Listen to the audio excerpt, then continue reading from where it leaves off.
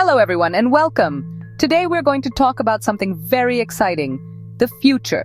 In English, we have special ways to talk about things that have not happened yet.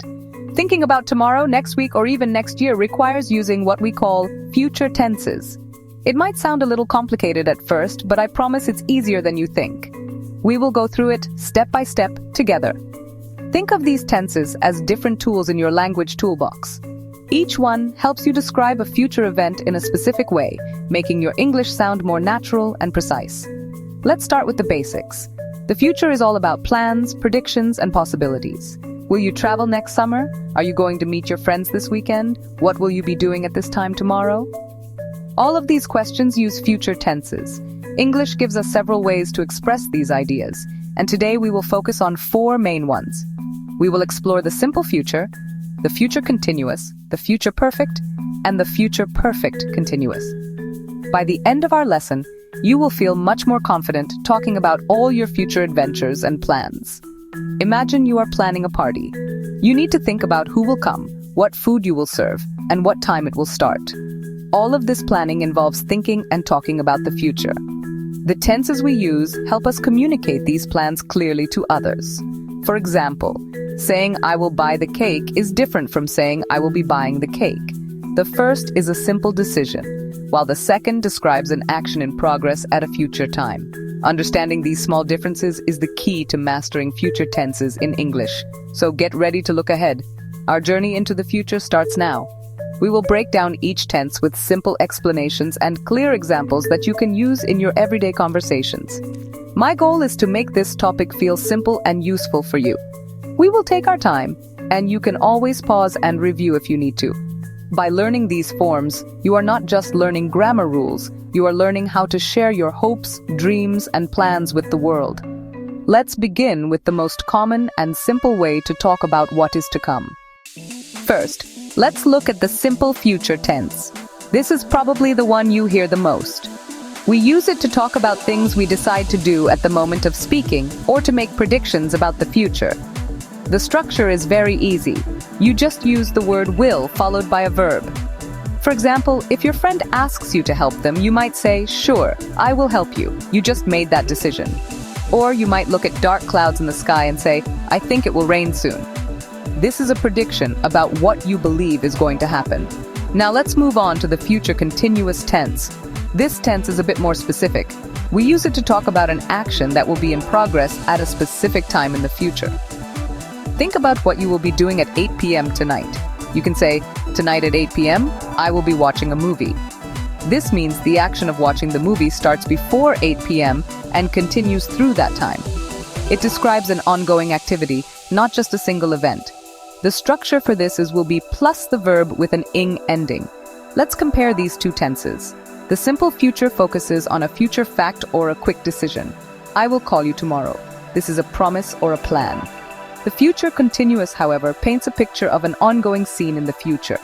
Don't call me at 9 a.m. I will be driving to work. This tells someone that you will be in the middle of the action of driving at that specific time.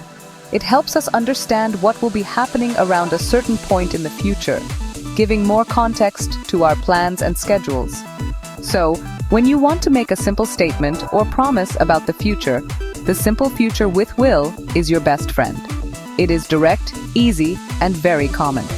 But when you want to describe a longer action that will be happening at a particular future moment, the future continuous is the perfect tool. It adds more detail and helps people visualize your future situation. For example, next Saturday we will have a picnic, simple future, versus next Saturday at this time we will be having our picnic, future continuous. See the difference? Now, let's explore a slightly more advanced but very useful tense. The future perfect. This tense helps us look back at an action from a future point in time. We use it to say that something will be completed before a specific time or event in the future. Imagine it is Monday and you have a big project due on Friday. You can say, "By Friday I will have finished my project." This means that when Friday arrives, the action of finishing the project will already be in the past. It's like standing in the future and looking back at a completed task. The structure for the future perfect is will have followed by the past participle of the verb. Remember, the past participle is the third form of the verb, like seen, gone, or eaten. Let's take another example. By the time you arrive, I will have cooked dinner.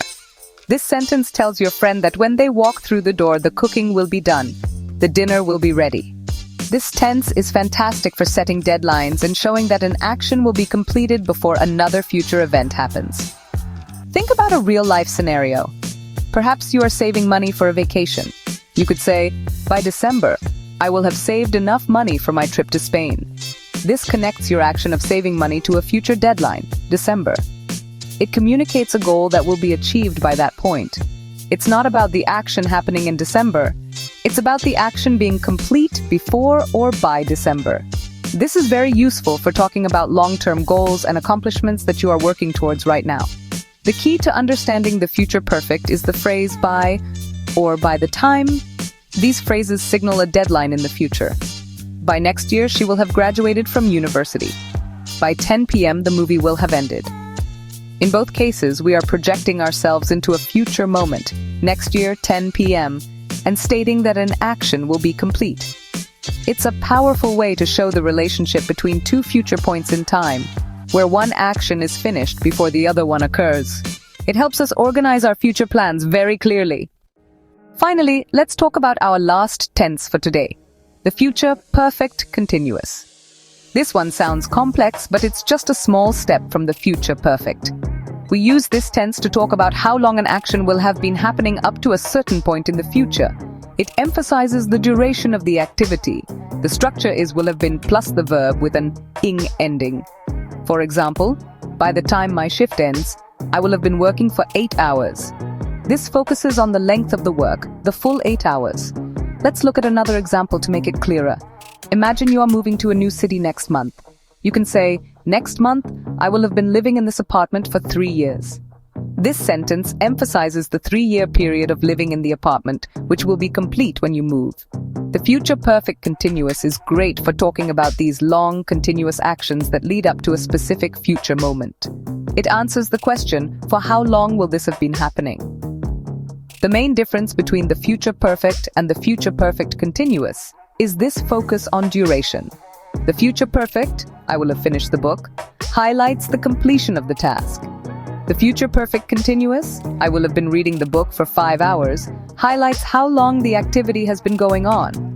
Both tenses look back from a point in the future, but one cares about the result, finished, while the other cares about the process, doing it for a long time. So let's do a quick review to help you remember. The simple future, I will go, is for decisions and predictions. The future continuous, I will be going, is for an action in progress at a future time. The future perfect, I will have gone, is for an action completed before a future time. And the future perfect continuous, I will have been going, is for the duration of an action up to a future time. You now have 4 fantastic tools to talk about the future clearly and confidently.